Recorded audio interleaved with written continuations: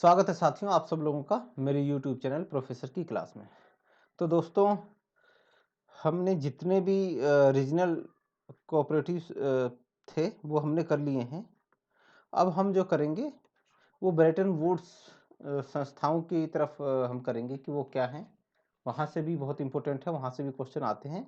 और उससे पहले हमें वैश्वीकरण को, ग्लोबलाइजेशन जो है, जिसको भूमंडलीकरण भी कहते हैं,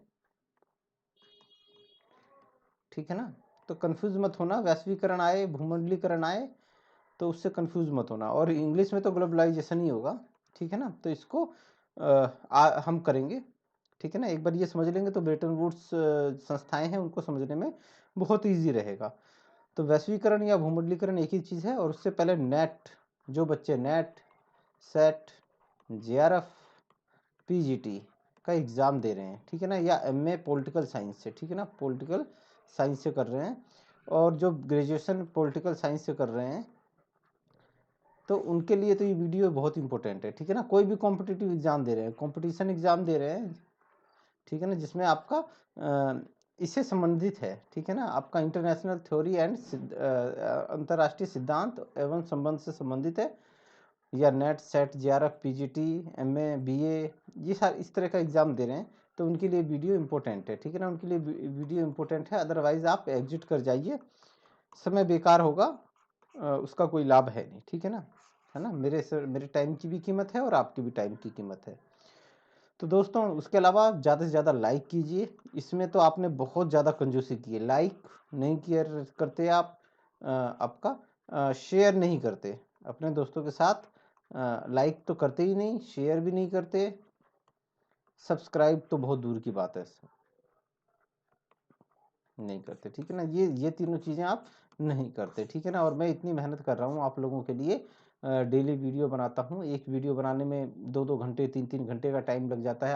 आप लोगों के लिए कंटेंट भी इकट्ठा करना होता है, टाइप करना होता है, पीपीटी की शेप में तैयार करना होता है उसको, और उसके बाद फिर ये लेक्चर्स करना पड़ता है, फिर उसके बाद यूट्यूब पे डालना पड़ता है। तो आप इनमें से कुछ भी नहीं करते हैं। मैं चाहता हूँ कि आप लोग ज़्यादा से ज़्यादा लाइक कीजिए, शेयर कीजिए और सब्सक्राइब कीजिए, ठीक है ना। मेरे को इससे पैसे नहीं मिलने वाले हैं। जब 40,000 आवर्स, 4,000 घंटे जब होंगे उसके बाद ऐड चालू होता है, ठीक है ना, उसके बाद पैसे मिलते हैं। तो ये तो बहुत दूर की बात है। आप 1000 सब्सक्राइबर हो जाते हैं तो मैं लाइव का ऑप्शन चालू हो जाता है, ठीक है ना। तो मुझे इसका लालच है लाइव, कि मैं लाइव आप लोगों को पढ़ा सकूं। ये तो बहुत दूर है, ये यहाँ तक पहुँचने के लिए बहुत कई वर्षों का मेहनत करना पड़ता है, ठीक है ना। तो ये इसका लालच नहीं है, लेकिन हाँ 1000 सब्सक्राइबर अगर हो जाते हैं मेरे, 1000 सब्सक्राइबर हो जाते हैं, है ना, तो मुझे लाइव का ऑप्शन मिल जाएगा, मैं लाइव क्लास ले सकता हूँ। तो मैं ये चाहता हूँ। चलिए आगे बढ़ते हैं दोस्तों। भूमंडलीकरण को हम समझ लेते हैं कि भूमंडलीकरण क्या है, ठीक है ना।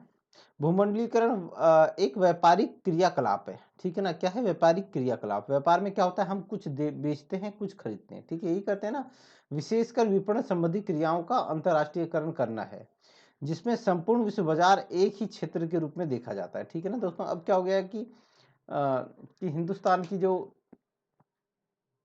कंपनी है, ठीक है ना, हिंदुस्तान की कोई कंपनी है, तो वो क्या कर रही है, जैसे एमडीएच है, ठीक है ना, वो क्या करती है, विदेशों में भी अपना सामान बेचती है।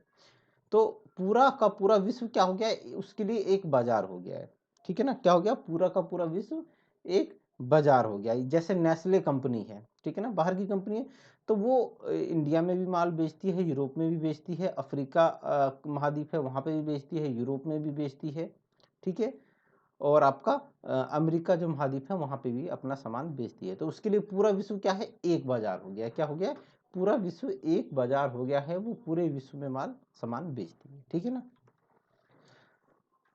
तो इसी को ही क्या कहते हैं, भूमंडलीकरण, ठीक है ना, कि मतलब पूरा का पूरा भूमंडल है एक हो गया है, ठीक है ना, उसके लिए एक हो गया है, ठीक है, क्या हो गया, एक हो गया है। ऐसा नहीं है कि भारत अलग है, भारत में बेचना है तो उसको भारत में आके एक नई कंपनी खोलनी है, यहाँ पे फैक्ट्री लगानी है, यहाँ पे सारे उत्पादन संबंधित काम करना है, यहाँ पे कच्चा माल खरीदना नहीं। वो विश्व के किसी भी कोने में होगी, विश्व के किसी कोने में भी होगी, वहां से वो पूरे विश्व के अंदर में, पूरे विश्व के अंदर में वो अपना सामान खरीद सकती है, बेच सकती है, ठीक है ना, उत्पादन कर सकती है, ठीक है ना। तो ये यही भूमंडलीकरण है। दूसरे शब्दों में भूमंडलीकरण वह प्रक्रिया है जिससे विश्व बाजारों के मध्य पारस्परिक निर्भरता उत्पन्न हो गई है। तो बाजारों के अंदर में क्या हो गई? पारस्परिक निर्भरता उत्पन्न हो गई है। अब हमें अगर कोई सस्ता माल लेना है तो हम इस चीज़ के लिए विवश नहीं है कि ठीक है भारत में बनेगा तो ही मिलेगा। हम कहीं और से भी वो माल परचेज कर सकते हैं, ठीक है ना। हम कहीं परचेज से भी माल परचेज कर सकते हैं और हमारे पास भारत में अगर हमने कोई चीज़ उत्पादन किया और उसका बाजार, उसके ग्राहक भारत में नहीं है, यूरोप में है, तो हम यूरोप में भी जाके बेच सकते हैं। तो इस तरह से क्या हो गया? बाजारों के मध्य आपसी निर्भरता हो गई है, ठीक है ना। कोई हमें कोई कच्चा माल हमें रूस से मिल रहा है, ठीक है ना, तो हम रूस से खरीदेंगे, यहाँ बनाएंगे, यूरोप में बेचेंगे, ठीक है। तो ऐसा कर सकते हैं। या हम क्या कर सकते हैं कि हम यहाँ से यूरोप में कोई फैक्ट्री खरीद सकते हैं, वहाँ पे इन्वेस्टमेंट कर सकते हैं, वहाँ पे माल तैयार करके हम उसको भारत में मंगा सकते हैं, या फिर हम आपका किसी और अफ्रीका या यूरोप में बेच सकते हैं। तो क्या हो गया? बिल्कुल ये बाजारों के मध्य क्या हो गई? पारस्परिक निर्भरता हो गई। व्यापार देश की सीमाओं में प्रतिबंधित न रहकर विश्व व्यापार में निहित तुलनात्मक लागत लाभ दशाओं के विदोहन की दिशा में अग्रसर हो गया। कहने का मतलब ये है कि अब कोई सीमा नहीं है, ठीक है ना। अब विश्व बाजार के व्यापार के लिए कोई सीमा नहीं रह गई है। अब हमें जहाँ पे लाभ दिखेगा हम वहाँ पे अपना पैसा लगा के वहाँ पे उत्पादन कर सकते हैं, सामान तैयार कर सकते हैं, और जहाँ पे हम चाहें वहाँ पे हम इसको बेच सकते हैं। अब कोई प्रतिबंध नहीं है। भूमंडलीकरण का अर्थपूर्ण रूप से पारस्परिक संबंध विश्व बाजार न होकर विश्व के विभिन्न देशों में व्यापार के उदारीकरण, पूंजी निवेश तथा सेवाओं की प्रचुरता के कारण बाजारों में संबंध करना भर होता है। तो इसका कहने का मतलब वही है दोस्तों कि इसमें क्या है कि उदारीकरण है, कि ऐसे व्यापार के जो नियम कायदे कानून हैं, वो नीतियां हैं, वो कैसी हो गई हैं? उदार हो गई हैं, मतलब आपको हेल्प करने वाली हो गई हैं, ठीक है ना। कठोर नहीं रह गई हैं, सरल हो गई हैं, ठीक है। पूंजी निवेश और सेवाओं की प्रचुरता के कारण बाजारों में संबंध करना भर हो गया। तो ये क्या है? मार्केट कनेक्टिविटी, कनेक्शन हो गया है। भूमंडली के इस अर्थ में व्यवस्था को मुक्त बाजार पूंजीवाद का पर्याय मान लिया जाता है। तो भूमंडलीकरण के इस अर्थ में अगर आप देखते हैं तो मुक्त बाजार पूंजीवाद कि मतलब बाजार, एक बाजार के अंदर क्या हो गया कि पूंजीवाद हो गया, कि जिसके अंदर क्या कहते हैं? उत्पादन करते हैं, मार्केट में अपना माल ले जाते हैं और बेचते हैं, ठीक है ना। कोई रोक टोक नहीं होता है राज्य की तरफ से, स्टेट की तरफ से। तो ये उसी का ही पर्याय मान लिया गया। मुक्त बाजार मतलब बाजार क्या है? बिल्कुल खुला हुआ है, कोई भी आ सकता है, अपना माल बेच सकता है, ठीक है ना। क्या मांग और पूर्ति के ऊपर सब कुछ डिपेंड हो गया है, स्टेट इसके अंदर हस्तक्षेप नहीं करता है, ठीक है ना। आप क्या बोलते हैं? यूरोप में बैठे हुए हैं या आप अमेरिका में बैठे हुए हैं, वहां से आप इंडिया में माल बेच सकते हैं, ठीक है। भूमंडलीकरण एक रूपता एवं समरूपता की प्रक्रिया है, ठीक है ना। तो क्या है? एक रूपता और समरूपता की प्रक्रिया है जिसमें संपूर्ण विश्व सिमटकर एक हो जाता है, मतलब पूरा विश्व एक हो गया है। अब वो बाधा नहीं है कि ठीक है कि मैं हिंदुस्तान में हूं तो मुझे यूरोप में कैसे माल बेचना है, नहीं। अब आप यूरोप में भी माल बेच सकते हैं, आप विश्व के किसी भी देश में माल बेच सकते हैं और विश्व के किसी भी देश से माल मंगा सकते हैं, ठीक है ना। एक देश की सीमा के बाहर अन्य देशों में वस्तुओं सेवाओं का लेन देन करने वाली अंतर्राष्ट्रीय निगमों और बहुराष्ट्रीय निगमों के साथ देश के उद्योगों की संबंधता भूमंडलीकरण है। तो क्या है कि भाई अब अंतर्राष्ट्रीय निगम और बहुराष्ट्रीय निगम जो होते हैं ना, वो क्या करते हैं कि कई देशों में कार्यरत हैं, ठीक है ना। कई देशों में अपने कार्य करते हैं और कई देशों में सेवाओं देते हैं, ठीक है ना। तो के साथ देश के उद्योगों की संबंधता क्या है? भूमंडलीकरण है। कुछ विद्वानों के अनुसार पूरी दुनिया को एक भूमंडलीय गांव के रूप में मानने की अवधारणा ही वैश्वीकरण या भूमंडलीकरण है, मतलब पूरा विश्व एक हो गया है। अब कोई बंदिश नहीं है, ठीक है ना। चाहे आपका उद्योग धंधों के मामले में हो, चाहे आपका वाणिज्य व्यापार के मामले में हो, चाहे आपका सूचना तकनीकी के मामले में हो, तो पूरा विश्व से एक हो गया है, ठीक है ना। अब कोई ये नहीं है कि कोई रोक टोक नहीं है, आप पूरे विश्व में कहीं पे भी अपना सामान, अपना व्यापार व्यापार वस्तु बेच सकते हो, खरीद सकते हो, ठीक है ना। कोई रोक टोक नहीं है, प्रतिस्पर्धा है खुली। आप जाइए, आपका प्रोडक्ट अच्छा है, क्वालिटी अच्छी है, आपका प्राइस अच्छा है, तो आपको उससे बेनिफिट मिलेगा। निम्न विश्व में विभिन्न देशों में बिना किसी अवरोध के विभिन्न वस्तुओं का आदान प्रदान संभव बनाने के लिए व्यापार अवरोधों को कम करना। तो ये जो है आपका है कि विश्व के विभिन्न देशों में बिना किसी अवरोध के विभिन्न वस्तुओं का आदान प्रदान, ठीक है ना, मतलब खरीदना बेचना संभव बनाने के लिए व्यापार अवरोधों को कम करना, ठीक है। तो ये तत्व तो शामिल है कि भाई इसमें क्या होगा कि ऐसे अवरोधों को समाप्त कर दिया जाए जो वस्तुओं के आदान प्रदान में दिक्कत पैदा करते हैं, ठीक है ना। कई बार होता है कई सारे जो देश होते थे पहले क्या करते थे, ज्यादा टैक्स लगा देते, क्योंकि बाहर का माल अब एक माल हमारे यहाँ पे बन रहा है, हमारे देश में बन रहा है, और एक माल कहाँ बन रहा है, चीन में बन रहा है, ठीक है ना, चीन में बन रहा है। चीन का जो माल है वो कितना रुपए का पड़ रहा है, 50 रुपए का पड़ रहा है, ठीक है ना, और हमारा माल 60 रुपए का बन रहा है। तो हमारे यहाँ के लोग चीन का माल लेंगे कि नहीं लेंगे, लेकिन हम इस पर टैक्स लगा दें कि हमने इस पर 100% का टैक्स लगा दिया, तो 50 की चीज कितने की हो गई, 100 रुपए की हो गई, ठीक है, और हमारी कितनी की है, 60 रुपए की, तो हमारा बिकेगा, है ना। तो अब ये जो टैक्स लगता था ना, टैक्स, ये अवरोध हुआ करता था कि बहुत ज्यादा मोटा मोटा टैक्स, हर कोई अपने मनमानी टैक्स लगाता था, ठीक है ना। तो इसको क्या हो गया, इसी को अवरोध कहा करते थे, इस अवरोध को हटा दिया गया है, ठीक है ना, इस अवरोध को कम कर दिया गया है। तो कम करने से क्या हो गया, अवरोध कम करने से क्या हो गया कि वस्तुओं का आदान प्रदान, व्यापार हो गया, व्यापार इजी हो गया, ठीक है ना, व्यापार क्या हो गया, इजी हो गया, क्योंकि अवरोध कम हो गए। इस तरह से और कई तरह से कई सारे अवरोध हुआ करते हैं, लाइसेंस प्रणाली हुआ करती थी। आधुनिक प्रौद्योगिकी का निर्बाध प्रवाह संभव बनाने हेतु उपयुक्त वातावरण बनाना, विभिन्न राष्ट्रों में पूंजी का स्वतंत्र प्रवाह संभव बनाने हेतु आवश्यक परिस्थितियां उत्पन्न करना। तो पूंजी का क्या होगा कि इन्वेस्ट करना, ठीक है ना। क्या होता है कि अब कोई यूरोप की कंपनी हो हिंदुस्तान में इन्वेस्ट करना चाहेगी, क्यों, क्योंकि यहाँ पे क्या है कि यहाँ पे लोकतांत्रिक सरकार है, ठीक है ना, यहाँ पे लोकतांत्रिक सरकार है, यहाँ पे कानून का शासन है, क्या है, यहाँ पे कानून का शासन है, यहाँ पे लाइसेंस प्रणाली को धीरे धीरे क्या होगा, बिल्कुल कम कर दिया गया है, या खत्म समझो बिल्कुल ना के बराबर कर दिया गया है, ठीक है ना। तो ये सारी चीजें हैं, ये हेल्प करती हैं, ठीक है ना, यह क्या करती हैं, हेल्प करती हैं। लेकिन यही इन्वेस्टमेंट अगर किसी ऐसे देश में करना होगा जहां पे, उत्तर कोरिया में करना कितना मुश्किल है, वहां पे क्या है, तानाशाह का शासन है, कल क्या होगा कुछ पता नहीं, तानाशाह क्या है वहां का, तानाशाह पगला कल को कोई नया नियम कानून बना दे, है ना, कोई नया नियम निकाल दे। तानाशाह में क्या है, राजा की बात ही तो कानून है, कोई कानून निकाल दे तो वो कहाँ जाएंगे, किसके पास सुनवाई करेंगे, है ना, तो दिक्कत हो जाएगी। लेकिन हिंदुस्तान में क्या है, कानून का शासन है, यहाँ पे लोकतंत्र है, ठीक है ना, लोकतंत्र, जनता की आवाज प्रमुखता रखी जाती है, कानून के हिसाब से सारे कार्य होते हैं। तो ये क्या है कि ये ऐसी आवश्यक परिस्थितियां पैदा करना।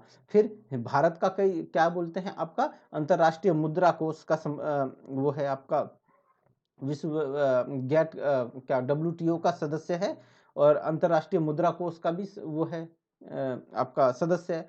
तो क्या है कि ऐसी परिस्थितियां हैं कि पूंजी का स्वतंत्र प्रभाव संभव हो सके, ठीक है ना, इन्वेस्टमेंट हम किसी भी देश में कर सकें।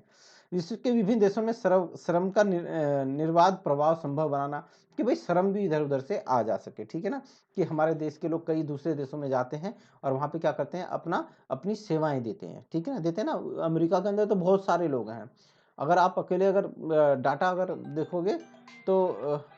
देखोगे तो अकेले क्या बोलते हैं आपका, अमेरिका के अंदर बहुत सारे क्षेत्रों में डॉक्टर्स हो गए, इंजीनियर्स हो गए, बहुत सारे भारतीय काम करते हैं। तो ये श्रम का निर्बाध प्रवाह, ठीक है ना, इसको संभव बनाना, तो ये सारे इसके तत्व हैं। भूमंडलीकरण, कहाँ जा रहा है रे भाई, भूमंडलीकरण से अभिप्राय उन्मुक्त बाजार एवं प्रतिस्पर्धा से, ऐसी मतलब मुक्त बाजार और मुक्त प्रतिस्पर्धा, मतलब ऐसा बाजार जो सबके लिए खुला हुआ है, ओपन मार्केट, कोई भी आ सकता है अपना प्रोडक्ट लाके बेच सकता है और खरीद सकता है, और प्रतिस्पर्धा है कि भैया जिसकी क्वालिटी बढ़िया होगी, जिसका प्राइस बढ़िया होगा, वो बाजी मार ले जाएगा, ठीक है ना। राष्ट्रीय अर्थव्यवस्थाओं का विश्व अर्थव्यवस्था के साथ समायोजन, मतलब राष्ट्रीय अर्थव्यवस्था विश्व अर्थव्यवस्था के संग जुड़ रही है, ठीक है ना, क्या हो गया, विश्व अर्थव्यवस्था के संग राष्ट्रीय अर्थव्यवस्था अब जुड़ रही है। राष्ट्रीय बाजारों को अंतरराष्ट्रीय बाजारों में परिवर्तित करना, अब राष्ट्रीय बाजार राष्ट्रीय नहीं रह गया है, अंतरराष्ट्रीय हो गया है। अगर मान लो भारत के चेन्नई में कोई, या ये वाला एग्जांपल नहीं लेते, ठीक है ना। अब क्या है कि बनारस का क्या मशहूर है, साड़ी, है ना, साड़ी। तो अब ये बनारस की साड़ी जो है, ये बनारस के लिए राष्ट्रीय नहीं रह गई है, अब ये अंतरराष्ट्रीय हो गई, अंतरराष्ट्रीय हो गई, अंतरराष्ट्रीय हो गया, ठीक है ना। तो क्या हो गया, क्यों? क्योंकि बाजार जो हो गया वो अंतरराष्ट्रीय हो गया है, कोई भी खरीद सकता है बनारस की साड़ी। दूसरे शब्दों में इसे राष्ट्रीय अर्थव्यवस्था का वैश्विक अर्थव्यवस्था के साथ एकीकरण की प्रक्रिया कहा जा सकता है, क्योंकि राष्ट्रीय अर्थव्यवस्था अब विश्व की अर्थव्यवस्था के साथ जुड़ गई है, ठीक है ना, विश्व की अर्थव्यवस्था के साथ जुड़ गई है। लेकिन दोस्तों अब क्या है कि कुछ इसको कारक, भूमंडलीकरण को बढ़ावा देने वाले कारक कौन कौन से, कारक या तत्व कौन कौन से हैं? तो तकनीकी ज्ञान का विस्तार, कि जो तकनीक का ज्ञान है ना उसका विस्तार होते जा रहा है, उसका विस्तार जैसे जैसे होता जाएगा भूमंडलीकरण को ये और बढ़ावा देगा, ठीक है ना। उदारीकरण की प्रक्रिया, अब सभी देशों ने उदारीकरण की प्रक्रिया अपना ली है, उन्हें नियम कायदे कानूनों में ढील दे दी है और उन अवरोधों को समाप्त कर दिया है जिससे क्या बोलते हैं आपका भूमंडलीकरण को नुकसान होता हो, ठीक है ना, भूमंडलीकरण को बढ़ावा ना मिलता हो, ठीक है ना। लाइसेंस प्रणाली और टैक्स, ठीक है ना, ये सारी चीजें हैं वो क्या हो गए हैं, वो WTO के सदस्य बन गए हैं बहुत सारे देश, ठीक है। और क्या बोलते हैं वो देश ज्यादातर लोकतांत्रिक देश हैं। आपके आपका अंतरराष्ट्रीय मुद्रा कोष के वो सदस्य बन गए हैं। तो ये सारी क्या है, उदारीकरण की प्रक्रिया है, ठीक है ना। अगर आप WTO के सदस्य बन गए, अंतरराष्ट्रीय मुद्रा कोष के सदस्य बन गए, तो आपको उनकी शर्तें भी माननी पड़ेगी, और उनकी शर्तें ऐसी होती हैं जो भूमंडलीकरण को क्या देती हैं, बढ़ावा देती हैं। बहुराष्ट्रीय कंपनियों का विस्तार, अब ये है MNCs होती हैं, ये है क्या है, ये ऐसी कंपनियां हैं जो 2-2, 5-5, 10-10 या पूरे वर्ल्ड में काम करती हैं, ठीक है ना। तो ये कंपनियां क्या कर रही हैं, भूमंडलीकरण को बढ़ावा दे रही हैं। विदेशी व्यापार में विस्तार, अब विदेशी व्यापार में विस्तार हो गया है, ठीक है ना। बाहर की बनी हुई चीजें हम बहुत ज्यादा खरीद रहे हैं, उनको यूज में कर रहे हैं, और हमारे देश की वस्तुएं भी विदेशों में जाके बिक रही हैं।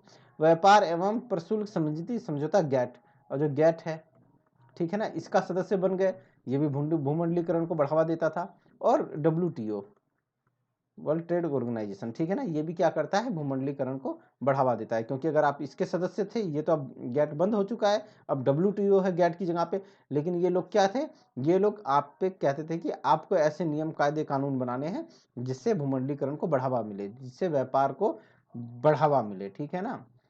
तो ये इनके सारे प्रावधान थे। और ये क्या करते थे, जो आप शुल्क लगाया करते थे जो देश, उन शुल्कों को कम करने पे जोर दिया करते थे, ठीक है ना।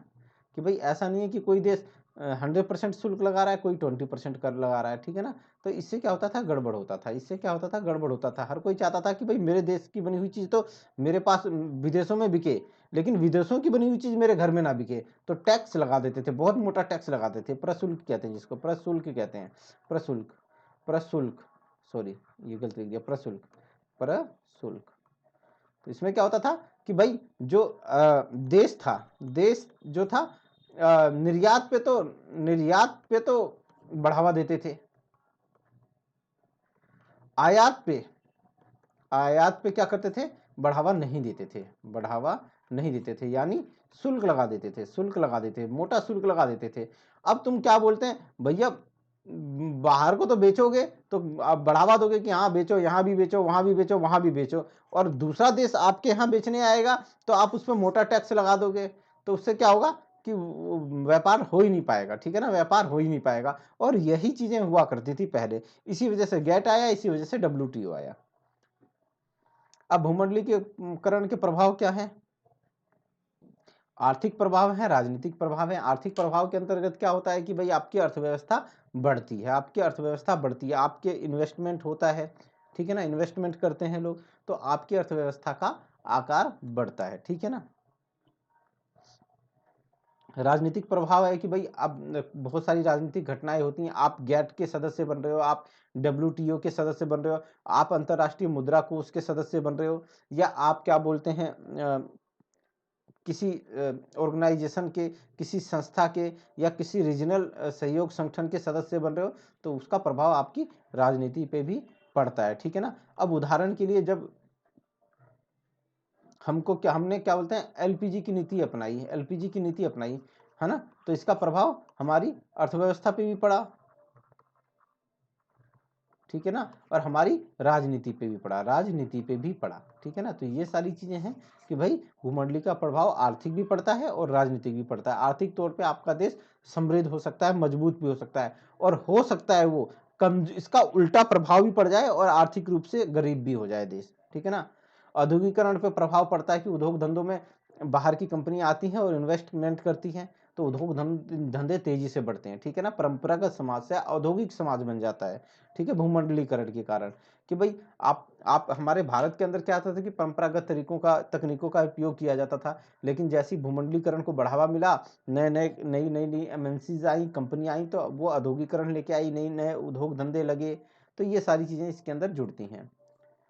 रोजगार के अवसर उत्पन्न होते हैं, भाई क्या होता है, रोजगार, काम धंधे मिलते हैं, है ना, काम धंधे मिलते हैं, रोजगार प्राप्त होता है लोगों को,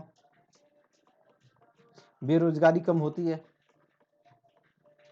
तो ये सारी चीजें होता है इसके अंदर। गरीबी उन्मूलन कार्यक्रम पर प्रभाव पड़ता है। अब भाई आपको काम धंधा मिलेगा, रोजगार मिलेगा, ठीक है ना, और सस्ता सामान मिलेगा, तो क्या होगा, गरीबी उन्मूलन, गरीबी तेजी से दूर होगी। कृषि पर प्रभाव पड़ा, भाई कृषि में नई नई तकनीक आई, नए नए किस्म के बीज आए, इससे उत्पादन बढ़ा, है ना। तो ये सारी चीजें हैं। फिर कृषि उत्पादन हमने बाहर देशों में भी बेचा, पर्यावरण पे प्रभाव पड़ा, पर्यावरण का ह्रास हुआ, भाई ह्रास हुआ, कहीं नुकसान हुआ तो वो सबसे ज्यादा पर्यावरण पे हुआ, क्योंकि भूमंडलीकरण जो है वो क्या होता है, संसाधनों के दोहन से संबंधित है, संसाधनों के दोहन से संबंधित है। उत्तर के देशों ने, विकसित देशों ने पर्यावरण का कच्चे माल लेने के लिए अंधाधुंध दोहन किया है, उनका सबसे ज्यादा नुकसान किया है। तो भूमंडलीकरण का प्रभाव क्या है कि पर्यावरण पर नुकसान हुआ है। लेकिन एक सकारात्मक भी चीज है कि भाई जैसे प्रभाव पे नकारात्मक प्रभाव का, पर्यावरण प्रदूषण बढ़ा, है ना, तो कुछ ऐसे भी कंपनी आई, एनजीओ आई, ठीक है, जिन्होंने पर्यावरण का मुद्दा उठाया। और पर्यावरण का मुद्दा, है ना, आज कोई एक राष्ट्र का मुद्दा नहीं है, एक राष्ट्र का मुद्दा नहीं है, ये एक राष्ट्र का मुद्दा नहीं रह गया है, ये क्या है, वैश्विक मुद्दा बन गया है, वैश्विक मुद्दा बन गया अब ये, ठीक है ना, हर एक देश का हो गया। इसके में क्या हो गया, स्टॉकहोम सम्मेलन देख सकते हो आप, पृथ्वी सम्मेलन देख सकते हो, और बहुत सारे ऐसे सम्मेलन है, ठीक है ना, कि जो पर्यावरण की बात करते हैं। तो ये क्या है, भूमंडलीकरण है। अब पर्यावरण का मुद्दा किसी एक देश का नहीं है, एक देश की समस्या नहीं रह गई है, अब ये पूरे विश्व की समस्या हो गई है, ठीक है ना। तो इसका भी पर्यावरण पर भी प्रभाव पड़ा है ना। ये सारी चीजें हैं जो मैंने आपको समझाने की कोशिश की। तो आगे बढ़ते हैं। अब भूमंडलीकरण के कुछ नकारात्मक प्रभाव हैं जिससे समस्याएं भी पैदा हुई हैं। लघु उद्योगों की समस्या। अब मान लो जैसे हमारा भारत है, भारत में हाथ की बनी हुई चीजें थी, है ना, हाथ की या लघु उद्योगों की बनी हुई चीजें थी, है ना, लघु उद्योगों की बनी हुई चीजें थी, उद्योगों का बना हुआ सामान मिलता था, बना सामान था। तो इससे क्या होता है, घरेलू उद्योग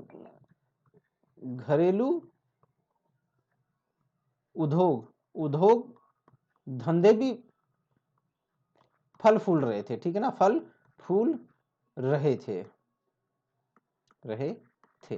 लेकिन क्या हुआ कि जैसे चाइना हो गया, चाइना का सामान क्या है, सस्ता पड़ता है, बहुत सस्ता पड़ता है, बहुत सस्ता पड़ता है। जब ये चाइना का सामान आ जाएगा, ठीक है ना, तो एक तरफ भारत का सामान होगा, भारत का कोई चीज कस्टमर को मिलेगा 60 रुपए में, चाइना वो ले आएगा 30 रुपए में, 30 रुपए में। तो हर कोई चाइना का सामान खरीदेगा ना, भारत का सामान कोई नहीं खरीदेगा, भारत का सामान कोई नहीं खरीदेगा, सब चाइना लेंगे कि भाई चाइना का 30 रुपए में मिल रहा है, 60 रुपए में क्यों ले, है ना। तो इससे क्या होगा कि घरेलू उद्योग होंगे वो समाप्त हो जाएंगे। इससे क्या होगा, घरेलू उद्योग समाप्त हो जाएंगे। क्यों, इनका कोई माल ही नहीं लेगा, इनका सामान ही नहीं लेगा, क्योंकि इनका सामान महंगा पड़ता है, चाइना का लेंगे ये सस्ता पड़ता है। तो इससे क्या होगा कि ये घरेलू उद्योग धंधे समाप्त हो जाएंगे, ठीक है ना। तो पहला पॉइंट हमने देखा कि इससे क्या होता है, उद्योग धंधे नष्ट हो जाएंगे। रोजगार की अनिश्चितता, ठीक है ना। अब क्या होगा कि जब घरेलू उद्योग धंधे धंधे चौपट होंगे ना, तो क्या होगा कि रोजगार भी खत्म हो जाएगा, रोजगार समाप्त हो जाएगा। क्यों? भारत में जो चीज बनती थी, है ना, भारत में अगर कोई वस्तु बनती थी तो उसमें कुछ बहुत सारे श्रमिक भी लगे हुए थे, है ना, श्रमिक भी लगे हुए थे, तो वो श्रमिक क्या हो जाएंगे? बेरोजगार हो जाएंगे। क्यों? भारत की चीज ही बननी बंद हो गई, वस्तु बिकनी बंद हो गई, बिकनी बंद हो गई तो बनाना बंद कर दिया उन्होंने। तो इससे क्या हो गया कि रोजगार की अनिश्चितता उत्पन्न हो गई कि भाई अब रोजगार को नुकसान हो जाएगा। अब सपोज करो 10 लाख खिलौना बाहर से, चाइना से बन के आता है। क्या होता है? 10 लाख खिलौना चाइना से बन के आता है, चाइना से। अगर यही 10 लाख खिलौना, ठीक है ना, खिलौना भारत में बनता तो भारत में रोजगार मिलता ना। भारत में 10 लाख खिलौना बनता तो उसको बनाने के लिए कम से कम 10 लाख खिलौना बनाने के लिए 10,000 मजदूर काम करते, है ना, 10,000 मजदूर काम करते, तो क्या होता? इससे रोजगार बढ़ता। लेकिन अब चाइना से खरीद लिया जो भारत में बेच दिया, तो इससे क्या हो गया कि रोजगार क्या हो गया? इससे रोजगार खत्म हो गया, इससे रोजगार खत्म हो गया, ठीक है ना, इससे रोजगार खत्म हो गया क्योंकि चाइना से हमने इंपोर्ट कर लिया है। तो एक ये समस्या है। विकसित देशों को बढ़ावा। अब भूमंडलीकरण में विकसित देशों को बढ़ावा मिलता है क्योंकि विकसित देश जो है वो क्या करते हैं? वो कच्चा माल खरीदते हैं, कच्चा माल खरीदेंगे कितने रुपए में? 10 रुपए में खरीदेंगे, और तैयार माल बेचेंगे कितने रुपए में? 100 रुपए में, है ना। तो किसको फायदा होगा? विकसित देशों को फायदा मिलेगा। क्यों? क्योंकि इनके पास तकनीक भी है, तकनीक है, इनके पास तकनीक है। 10 रुपए का कच्चा माल, तैयार माल 100 रुपए में बनाने की इनके पास तकनीक है, तो इसका फायदा किसको होगा? विकसित देशों को मिलेगा, ठीक है ना। विकसित देश क्या करेगा कि विकसित देश को जो मजदूरी विकसित देश में सपोज करो 2,000 रुपये है ना, तो यहां विकासशील देश में 200 रुपए में काम करवा लेगा, या 300 रुपए में काम करवा लेगा, 400 रुपए में काम करवा लेगा, ठीक है ना। 400 यहां शोषण करेगा, अपने यहाँ पे ससुरा 200 रुपए देता है, यहाँ पे 200, 300, 400 रुपए में काम करवा लेगा, है ना। तो क्या होगा? विकसित देशों को इसको बढ़ावा देता है ये, ठीक है ना। भूमंडलीकरण विकसित देशों को बढ़ावा देता है, तकनीक भी उनके पास है और संसाधन भी उनके पास है। क्षेत्रीय विषमताएं पैदा कर देगा, ठीक है ना। क्या कर देगा? क्षेत्रीय विषमताएं, कहीं बहुत ज्यादा गरीबी कर देगा, कहीं बहुत ज्यादा अमीरी कर देगा। ये प्रदूषण की समस्या पैदा करेगा भाई, ये क्या कर देगा? प्रदूषण। क्यों? क्योंकि ये प्राकृतिक संसाधनों का दोहन करता है, संसाधनों का दोहन करेगा, ठीक है ना, संसाधनों का दोहन करेगा। अब विकसित देश तो पहले ही विकसित हैं, विकसित हो गए हैं, आगे बढ़ गए हैं, है ना। लेकिन विकासशील देश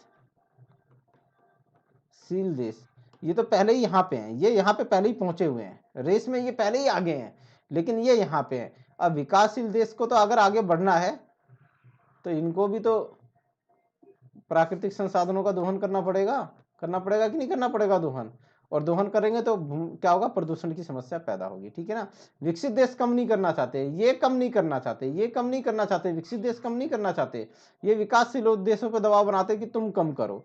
अरे भैया, हम पहले ही तो यहाँ पे पहले ही जमीन में धंसे हुए हैं, और हम अगर कम कर देंगे तो हमारा विकास कभी हो ही नहीं सकता। लेकिन आप तो विकसित हो, आप तो आगे हो पहले ही, तो आप कम कर सकते हो, हम नहीं कर सकते।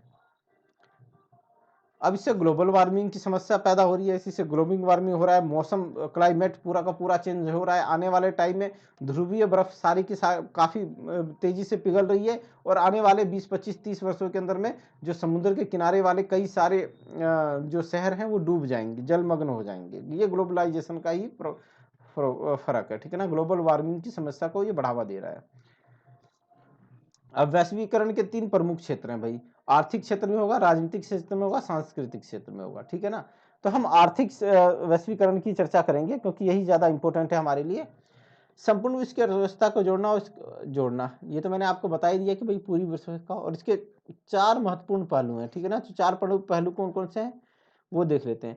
वस्तु व सेवाओं का मुक्त प्रवाह, ठीक है ना। तो वस्तु और सेवाओं का मुक्त प्रवाह के मतलब कोई बाधा ना आए, कोई दिक्कत ना आए, वस्तु हो चाहे सेवा हो, वो उसका प्रवाह मुक्त प्रवाह हो, ठीक है ना।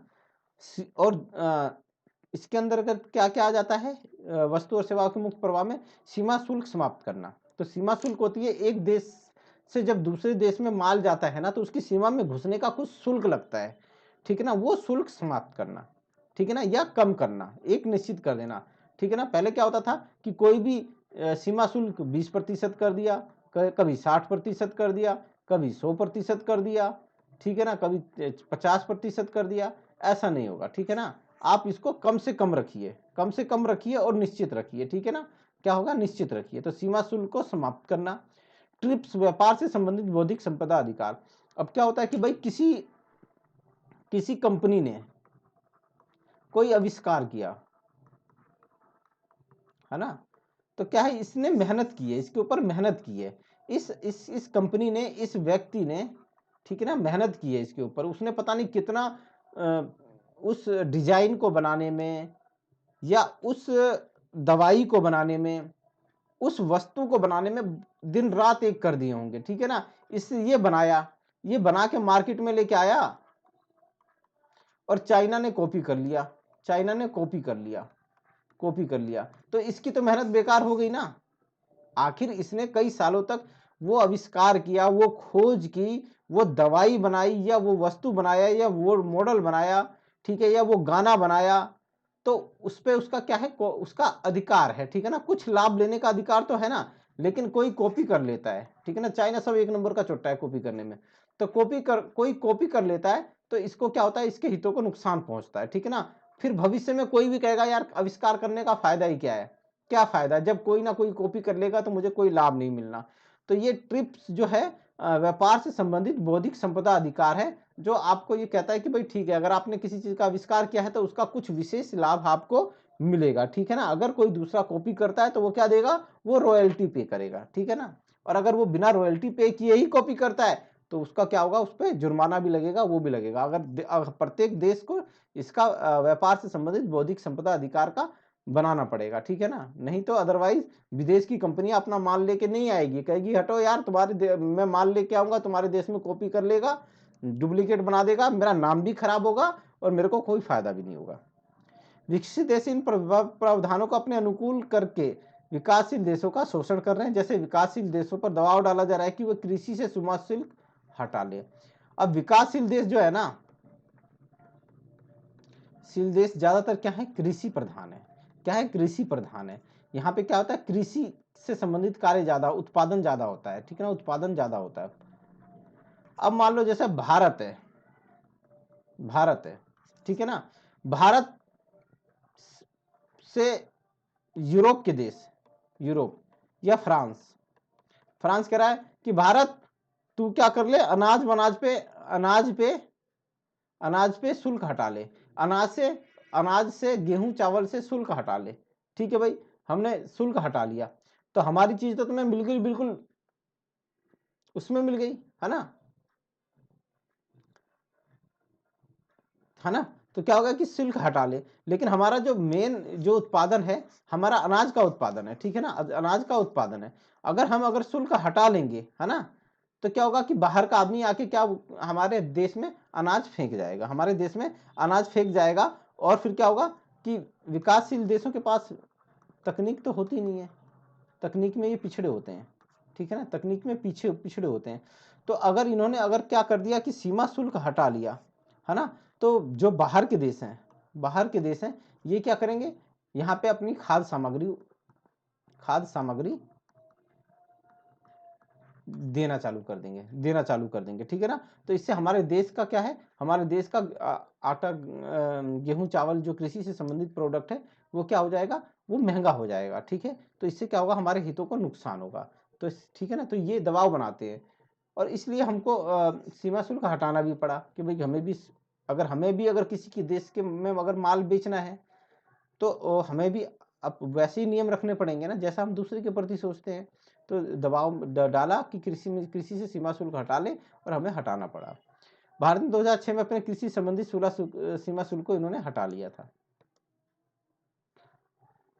ट्रिम्स के माध्यम से विकसित देश विकासशील देशों के संसाधनों पर पेटेंट कॉपीराइट की नीति अपना रहे हैं। अब भाई विकासशील देशों में बहुत सारे देश ऐसे हैं कि उन्होंने क्या कर रखा है कि अपने जो उनके जो आविष्कार हैं, ठीक है ना, उनको उन्होंने क्या कर रखा है, रजिस्टर्ड नहीं करवा रखा है।